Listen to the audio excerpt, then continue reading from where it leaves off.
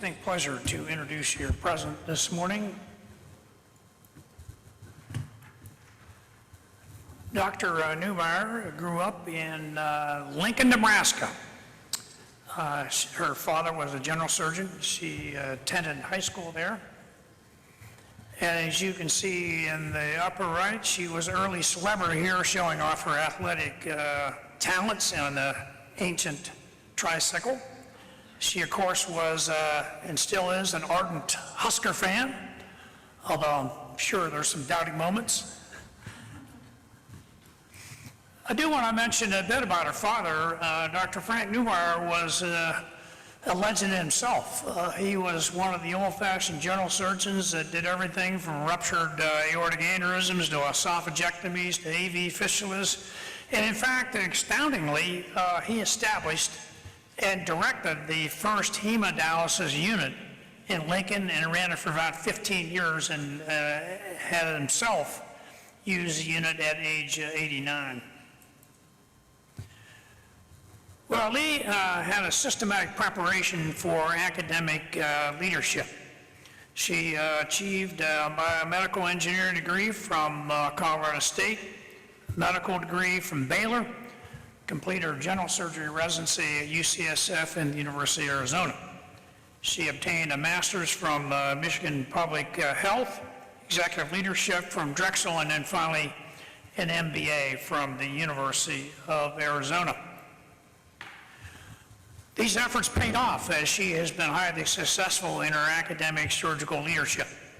She began her as assistant professor at Arizona, then moved on to Utah and rapidly progressed through the rank, becoming vice chair of the Department of Surgery at Utah, then moving on to be chair of surgery at Arizona for 6 years, and as you know now, is the sitting chair of surgery at the University of Florida, Jacksonville. Now, during these busy administrative times, she also served as important leadership positions around the country. She was a president of the Association of Women Surgeons, the Association for Surgical Education, the Association of Veterans Administration Surgeons, Society of Clinical Surgery, and then, of course, now the Western Surgical Association. Now, in addition to her administrative positions, Leigh is an accomplished general surgeon. Here shown doing the first laparoscopic cholecystectomy at the University of Arizona. And she's had seminal publications in the area of general surgery, the New England Journal on the comparison of open versus mesh herniorrhaphy, and more recently, the interesting effects of epigenetic on dietary control and breast cancer. She served on the editorial board of the American Journal of Surgery, the Journal of the American College of Surgeons, JAMA Surgery, and the Annals of Surgery. Throughout this, she's been noted for her contributions to education and particularly mentoring. She herself was an outstanding student, then became an outstanding house officer, and then was recognized for her teaching as faculty. She received the Distinguished Educator Award from the Association for Surgical Education. Now, due to her profound influence on education, she had, of course, leadership roles in the American College of Surgeons. She was chair of the Committee of Surgical Education, chair of the Committee on Continuing Education, served on the CSAP committees, the Surgical Forum committees, was a governor for 6 years, served on the Board of Regents, and ultimately, as you know, became chair of the Board of Regents in 2017. She served as a diplomat working with the American College, and here was the trip to Cuba that she led several years ago. Now, perhaps of all her leadership achievements, she is most known for her advocacy for women in surgery. She was president of the Association of Women Surgeons, received the Olga Jonassen Distinguished Member Award of that association, was the director of the development for that association, and more recently received the Healthcare Champion Woman of Influence Award. I don't want you to think that Leigh's just all work and no play. She was one of the infamous Three Musketeers during medical school. She is an avid skier, and this inclination began early in her life, I'm sure out of Nebraska, then were continued with her undergraduate work at Colorado State, and then, of course, at the University of Utah. She also is an expert golfer, and I hope she had a chance to enjoy the links here. She is a fan of Earth, Wind, and Fire, and here she is shown with the internationally known Verdine, a bass guitarist. Now, one thing that she probably doesn't talk about much, but she does sneak in and see real high swells of Beverly Hills occasionally. And finally, yesterday we learned she's an expert maker of chocolate chip cookies. Now, of all the success she had, I'm sure she's most proud of her family sitting in front of us right now. Remarkably successful with a dual surgeon family. Her husband, David, is a cardiac surgeon. She now has Ashley as a general surgery resident at the University of Iowa. Andrew works for Amazon, and AJ is currently a graduate student at the University of Michigan. And you'll note on the bottom right, there is Leigh holding Ashley, so no doubt whispering in her ears what her future career would be. And finally, it's clear that her family is the priority. She has two brothers living in Florida, Jim shown here, two sisters in Utah, Patty and Cindy, and then her 93-year-old young mother, Margie, also lives in Utah.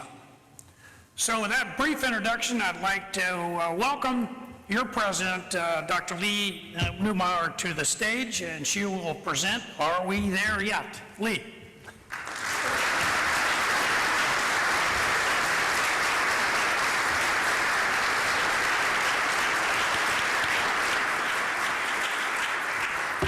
Good morning. So as I want to first of all know that we're on a time crunch here so we can get AJ back to the airport, but I hopefully will get done with this and not go over my time. To quote one of our former presidents, and I have my disclosure slide, who summed it up quite well, it's an honor to stand here before you with the opportunity to deliver the presidential address for the annual meeting of the Western Surgical Association. As Dr. Thirlby went on to say in his comments, I have also gained much more from this organization than I could return, and it's truly been an honor to serve in this capacity. And boy, am I happy we're here in person today. I'd like to thank first and foremost my family, who you've heard about, in particular my husband David and our three kids, Ashley, Andrew, and AJ, who are with us here today. In addition to this small piece of heaven for me, there is a village of a family to thank, including my 93-year-old mom, my sisters and brothers, who are like having my own pep squad. For my Western Surgical Association family, including those who thought I had a place in this organization, thank you. And of course to LP, the folks who really make this organization run and the meeting flow without interruption. John Krakauer is a best-selling author. Some of you may have read his books about extreme experiences.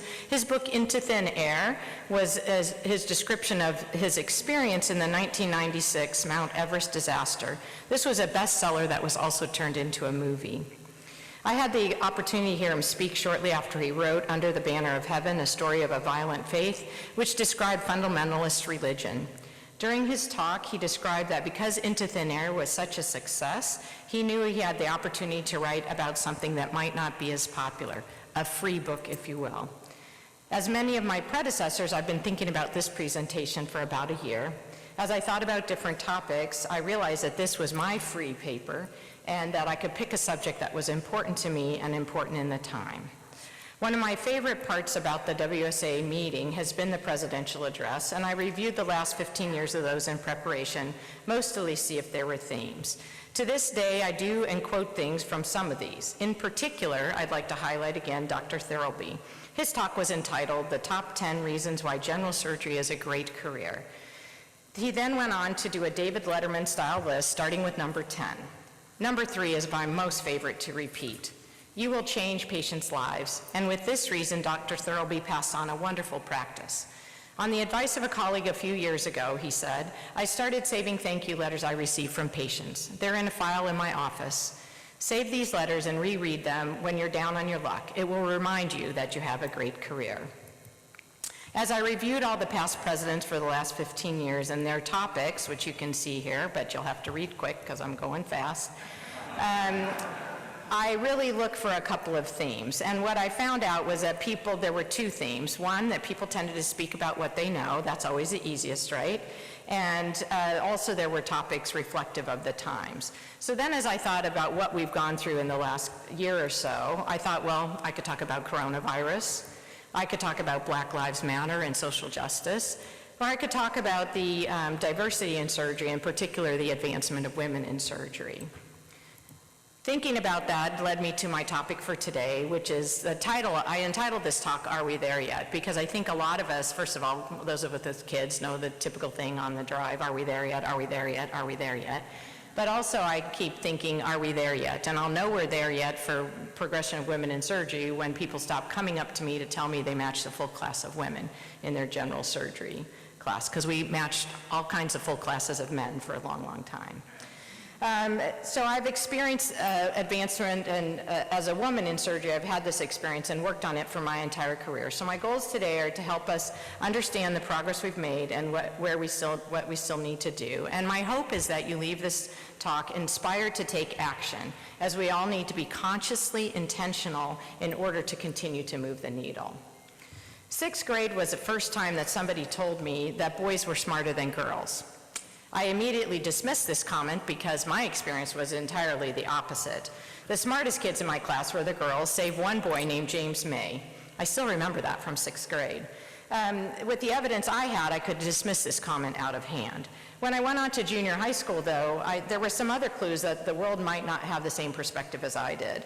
My mom had to fight to get my sisters and me out of home economics, a required course for girls. The boys had to take shop, so we could take a language, orchestra, and chorus.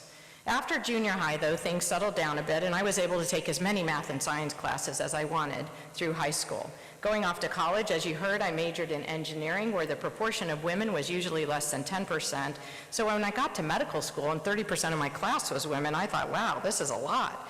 Still, through all this, I didn't feel like an outcast, maybe because I was a nerd and was around so many similarly minded people. Once I decided surgery was going to be my path, I still didn't notice too much the lack of women, given my prior experiences. The Association of Women Surgeons would send me regular letters, yes, real letters, email did not exist at that time, to see if I wanted to join, and initially I didn't really see the point. However, I was a bit curious. By the later years of my residency, while there were female residents ahead of me and a handful of women attendings, I had yet to meet a female surgeon who was married and/or had kids. While this didn't deter me, I was curious. David and I were married at the end of our second year of residencies. Were there couples out there like us? In order to find out, I decided to do a survey, and at this point, the Association of Women Surgeons made sense. I was introduced to Mary McCarthy and Margaret Dunn at the Association for Surgical Education meeting. Not only were Mary and Margaret both established surgeons, they were both married and both had kids. We developed a survey that was sent out via the AWS to all their members. When we had the nearly 700 respondents on paper, it was about an 8 to 10 page paper survey, we needed to transfer the data into a database. Enter Julie Frischlag. She was at UCLA at the time and had 6 medical students who were interested in surgery. They entered all these data into the database. This resulted in several publications, including this one in the Archives of Surgery, Female Surgeons in the 1990s, Academic Role Models. 630 of the 676 respondents, that's 93%, believe that female medical students needed successful female surgeons as role models. The importance of successful female role models, surgeons as role models, has been measured by a higher proportion of women choosing surgery as a career when there are more women surgeons on the faculty. And not unexpectedly, students who choose a career in surgery perceive the women faculty's career satisfaction to be higher than students who did not choose a career in surgery. When women surgical residents and junior faculty were surveyed, many early career faculty members cited a lack of mentors as a barrier to their development in academic surgery. In an attempt to further identify these barriers and come up with potential solutions, Dr. Cochran et al. Conducted in-depth interviews of mid and senior women surgeons. Using grounded theory, we generated a conceptual model. This showed that these successful women were used to multiple mentors over time and sought strategic advisors who would be unselfish with their time and who would engage with diverse mentees. I've had many great mentors in my career: David Feliciano, Carlos Pellegrini, Charlie Zukoski, and Charlie Putnam. They provided opportunities to build a strong clinical base and helped me progress in my academic career. In addition to multiple mentors, women and underrepresented in medicine surgeons also need sponsors. A mentor talks to you, and a sponsor talks about you. It's really important to have both of these, and these are just some definitions that I found, and then this is really an important thing to distinguish. It turns out that 20th century surgeon could rely usually on one mentor, but the 21st century surgeon needs at least one mentor, and usually more than one. So these are the types of mentors that you might have as a 21st century surgeon, and it usually isn't all one person. In the mid-1990s, I was attending the American College of Surgeons Clinical Congress in Chicago. I was riding the bus, you all know the bus, from Moscone back to the hotel and sitting with a surgeon I had met from Puerto Rico. He pointed out an older gentleman to me who was also on the bus. My companion urged me to ask this giant in surgery, anybody know who this is? Claude Welsh was at the MGH at the time, a question, any question about the future of surgery. So you know me, I'm a little bit ready to ask the question. I asked him this burning question. So I said, Dr. Welsh, when do you think we will have a woman president of the American College of Surgeons? Well, by now we had the attention of the entire bus. Dr. Welsh says, well, how many women surgeons are there? Me, about 6% of the fellows are women. Dr. Welsh, well, when 6% can outvote 94% then. This clinical congress, I believe, was in 1994. That was the year I was initiated as a fellow. Ashley was 4 weeks old, almost to the day, at that meeting, and came to her first clinical congress that year. So yes, it may have planted that seed. As I embarked on my academic career, I was frequently the only, or one of just a couple of women in the room. When you're the only other, or one of just a couple of others, the sense of not belonging is intense. Take a minute and think about a situation where you were the other, by the way you look, your job, any other situation where you were in the significant minority. Think about what that feels like. Now take another minute and think about a time when you were part of the in-group. Belonging is a sense of fitting in or feeling like you're an important member of a group. It's also defined as happiness felt in a secure relationship. In their belonging toolkit, Cornell University describes belonging as the feeling of security and support when there is a sense of acceptance, inclusion, and identity for a member of a certain group. It's when an individual can bring their authentic self to work. We need to actively, consciously, and intentionally create inclusive environments where people can bring their authentic selves. This intense sense of not belonging was noted in some of our prior work. Using the Career Barriers Inventory Revised, Cochran et al. Surveyed senior surgical residents and early career surgical faculty members at 8 academic medical centers. The survey also found that the presence of overt and implicit bias resulted in a sense that sex is a barrier to female surgeons' career development in academic surgery. Women in the study reported feeling excluded from the dominant culture in departments of surgery. In later work, Dr. Cochran identified complex career barriers for women in academic surgery, including cultural factors from within and outside the institution and the profession, particularly those that negatively impact perceptions of belonging. This intense sense of belonging is what I believe has driven me to create the opposite when I've been granted the opportunity. Harvey Coleman, in his book, Empowering Yourself, The Organizational Game Revealed, states that he or she who's at the top gets to, in fact, is obligated to make the rules, and getting to the top is how we change things. Nearly 30 years ago, in 1993, when we published the data from our survey of the AWS, in the same issue of Archives of Surgery, now JAMA Surgery, Dr. Olga Jonassen, a beloved mentor and friend, published an article, Women as Leaders in Organized Surgery and Surgical Education, Has the Time Come? Remember, this was 30 years ago. She commented, few women are found in senior roles in organized surgery or at the senior ranks of academic surgical faculty. She suggested strategies for correcting this imbalance include affirmative recruitment of women into surgery, particularly into academic surgical faculties, support systems such as childcare and adjustment of promotion and tenure timetables, mentoring, and programs of career development that emphasize skills in management as well as research and teaching. She reported that in 1990, 6.4% of residents were in surgery or surgical specialties if you excluded ophthalmology and OBGYN. At that time, there were also a paucity of women faculty members in clinical departments. They made up only 7.6% of those, and only 1.7% of full professors. There were 6 women leading departments of OBGYN, but no women leading other surgical departments. This was in 1990. Another study that compared the academic progress of men and women who started medical school in 1976 also showed that at 12 years after starting a faculty position, 22% of the men and only 10% of women had risen to full professor. Are we there yet? Critical mass is defined as a size or a number or amount in order to produce a particular result. Are we there yet? We are making progress. In 2005, Karen Borman and I were the 5th and 6th women elected ever to the American Board of Surgery. When I became a department chair at Arizona in 2014, I think I was the 9th woman ever to lead Department of Surgery. Fortunately, we've continued to increase the numbers of women leading departments of surgery. This is a picture we now had to split off. We have enough. We split the past from the current. And as of late October this year, there were 25 women leading departments of surgery. But only 10%, that means that probably about 10% of departments are led by women. Just a few, that's a few more than before, but not really the critical mass we need.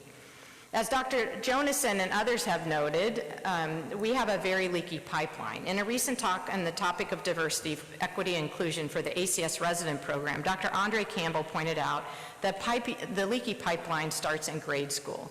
He presented demographics of surgery, and interestingly, the proportion of women in URM groups, Asian, Latino, Hispanic, African American, at different ranks were surprisingly similar to those in white women at those ranks. So women account for 20 to 33% of assistant professors, 17 to 21 of associate professors, and 7 to 14% of full professors. So we've increased it, but it's still not where it needs to be. We have made progress, but there's much work to be done. As I've had the opportunity to lead 2 departments of surgery, increasing diversity in these departments has been really important to me, along with creating a inclusive environment. There are several positions that are generally directly under the control of the department chair. That would be division chiefs and associate or vice chairs. We know that the path to department chair often requires coming through one of these, either division chief or department chair. So to understand this pipeline a little bit better, and I did my own non-IRB approved, because it didn't need it, survey. So I took the top 30 departments as they were ranked by Blue Ridge, so NIH funding for 2020.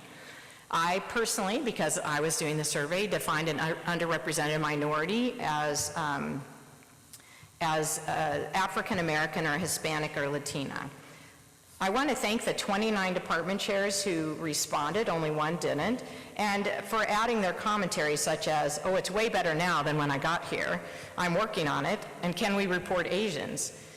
3 of these top 29 departments are led by underrepresented medicine women, 1% by an underrepresented man, and 4 are by non-URM women, so white women, or Asian. Out of 297 divisions, so of those 29 programs, there were almost 10 divisions on average. 6% are led by URIM women, 6 total, 2%, 23 by URIM men, and 52 by non-URIM women. These numbers increased slightly for associate and vice chairs at 9 9 people, 16 and 68 respectively. So it's just important here the colors, the blue is male non-URMs and the gray is female non-URMs. This yellow box is a female URMs and, or I'm sorry, this yellow is, female and these are males. So we have plenty of work to do. You can see we're getting better at the pipeline, but if you say that division chief is the path, we need to increase the number in these boxes, and that's directly under our control. The ability of women to progress to leadership positions in organized surgery has long been the subject of publications. Even recently, Dr. Butler et al. Examined the level of achievement and demographics of National Surgical Society presidents.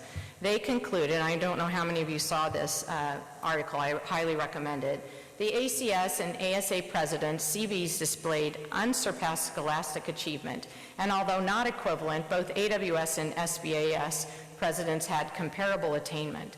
These findings further substantiate that the women and ethnic minority surgeons are deserving of additional national leadership consideration as organized medicine pursues a more diverse and reflective physician workforce.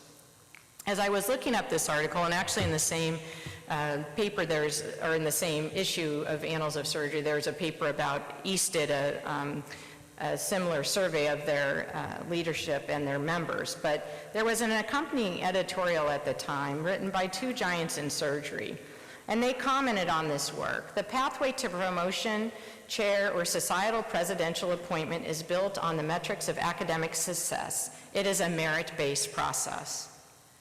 While I'm exceedingly confident that this is the system they experienced, the system I have experienced does not seem to be a meritocracy. In order for a system to be a meritocracy, it needs to be without bias. In surgery, as in much of our world, the system has both conscious and unconscious bias. In her article in The Atlantic magazine entitled Paradox of Meritocracy, Mary Ann Cooper writes, managers who believe themselves to be fair and objective judges of ability often overlook women and minorities who are deserving of job offers and pay increases. She relates a study done by an MIT professor of a company that was committed to diversity and had a merit-driven compensation system.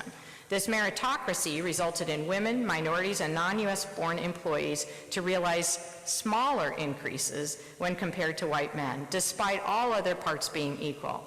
In a follow-on experiment, the investigators found that when a company's core value emphasized meritocratic values, male employees were given larger monetary rewards than equally performing female colleagues. This was termed the paradox of meritocracy. Another investigator has taken this concept further and has observed in blinded performance-based screening processes that hiring managers, when the performance evaluations were blinded, they tended to be surprised that the top performing submissions they picked to advance very often came from applicants without an elite education, training, or experience. So they thought they were having meritocracy as it, but then it didn't. Unless they're doing it blindly, it doesn't help. We still have these conscious and unconscious biases. The importance of actively addressing the paradox of meritocracy is further explored in a recent column in the American Journal of Surgery by the Association of Women Surgeons Publications Committee.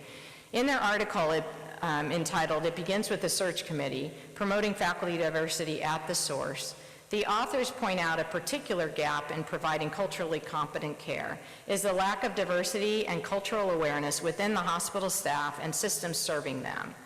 And what we find is that there's frequently a lack of cultural competency amongst the faculty.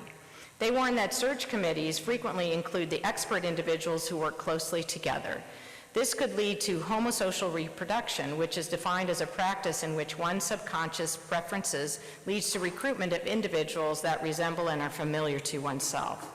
Paying attention to the diversity of the committee itself can help, and ensuring a mass of minority opinions can create a safe place for members to voice divergent opinions without fear of facing loyalty tests or retribution. And this was the a characterization of what they thought you should do for your search committee. You should do anti-bias training, implicit association tests. You should have a very diverse search committee and avoid the minority tax, which means if you're only got one minority in your department and they're always getting asked to serve on every single search committee, then they don't have time to do their other work. So think about A, expanding that, and then B, asking people from other departments. So are we there yet? It's my hope that you're now convinced that while we have made progress, there's much left to be done. We need to continue to be cognizant of the opportunities and make sure that they are available to all. Here are my suggestions for how we make that progress. First and foremost, raise awareness, and I'll go into each of these with some particular steps. Advocate for accountability, address the leaky pipeline, create a culture of inclusion, and mentor and sponsor URIMs of all types. So raise awareness. How many of you have taken any of the Harvard implicit association tests? Yeah. So I think that's the first thing you should do, is everybody should take those, in particular for gender and career, as well as ethnicity and race. And so I just took it again, and as you might see, it says your response suggests a moderate automatic association for male with family and female with career. Imagine that. I'm kind of in the small percentage here. But I think until you do that, you don't know what your implicit biases might be. So I strongly recommend you do that. You can just look it up, implicit association tests, and you'll get there. There's a ton you can take. Some of them don't even make sense to me, like presidents, like your bias against or for presidents. Beware of the paradox of meritocracy, and so you need to eliminate or minimize biases. If you can do blinded evaluations, that you're not really thinking that when somebody shows up and they look like me, that they will come in and perform like me or someone else. Advocate for accountability, and I think this is where we all come in. If you're sitting in a room and you only see people who look like you, maybe you need to ask yourself a question, is where are all the others? And how diverse is your meeting? Is your department, your leadership team? What steps are you taking to increase the diversity and offer opportunities? At the American Surgical every year, there's a group of women who sit in the back, and we go through the book and members and count how many women and how many men, and we look at the membership group. And this year we think we had a impact of COVID in that for the first time our number of women applying for membership went down. We're not really sure why that is, except that we do think that many of these women are mid-career when they're applying. They've got young kids at home, and there was an issue with school and who was having to do that. Address the leaky pipeline, and these programs really need to start in elementary school. We start to lose people really as they're going into junior high school. Consider a holistic admissions process, whether it be for your residency or your medical school, where you're really looking at more than test scores and certainly at pedigrees, because a lot of people don't have those opportunities brought forward to them. Improve your faculty search processes and committees. I don't think there should be any search process that goes on where you don't have a broad array of applicants, and if they aren't coming to you naturally, you need to go out and find them. And then I would advocate for looking for the non-traditional path and the non-elite pathway. As you heard, I've been mostly a product of state and public schools, and I don't think well, we know that I didn't know that the University of Pennsylvania was an Ivy League school until 2014 or something like that. I thought, well, it's the University of Pennsylvania. And you have to be consciously intentional about creating this culture of inclusion, because especially if you're in the in-group, you don't even feel it. But some of us who haven't always been in the in-group, we feel it a lot. So try to move beyond the ones and twos to a critical mass. Create that secure and safe place where people can have a diverse opinion and don't get shut down, and that you actually ask for those opinions.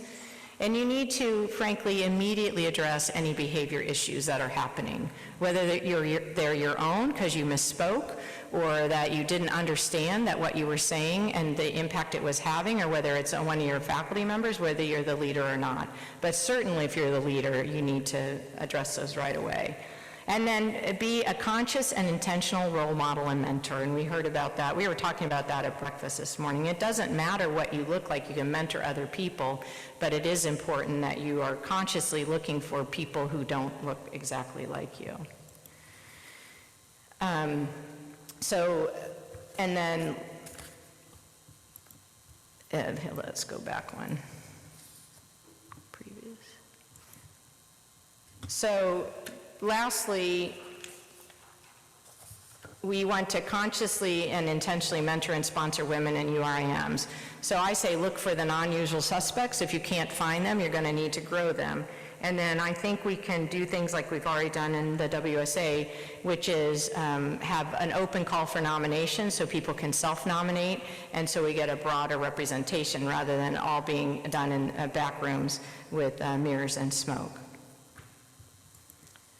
So one of the greatest honors and privileges of serving in a leadership role for any organization is to advance something that's important to you. Stimulated by the events of the last 2 years and the House of Surgery promoting DEI and anti-racism program, we first asked WSA membership for volunteers to attend the ACS-sponsored retreat. Dr. Sharice Berry and Yoon-Shin Chun attended on behalf of the WSA, and I thank them very much for that. We have also formed a DEI task force, be careful what you volunteer for, and I've asked Drs. Berry and Chun to co-chair that. And many of you, I hope, will volunteer. So there was a call for volunteers, but let me say, if you don't volunteer, you will be voluntold shortly. I look forward to the recommendation from this task force. So many years ago, I read Sean Akers' book, The Happiness Advantage. I learned to practice 3 gratitudes, and we often open meetings that way. We open our M&M that way. We do what's now been coined gratitude popcorn, where we go from an attending to a resident and have them tell their 3 gratitudes. Today, I'm going to close with my gratitudes. I'm grateful for my family, for the honor of having served as your president this year, and for being able to come to this meeting in person. And I'm so excited about what's to come. Thank you very much.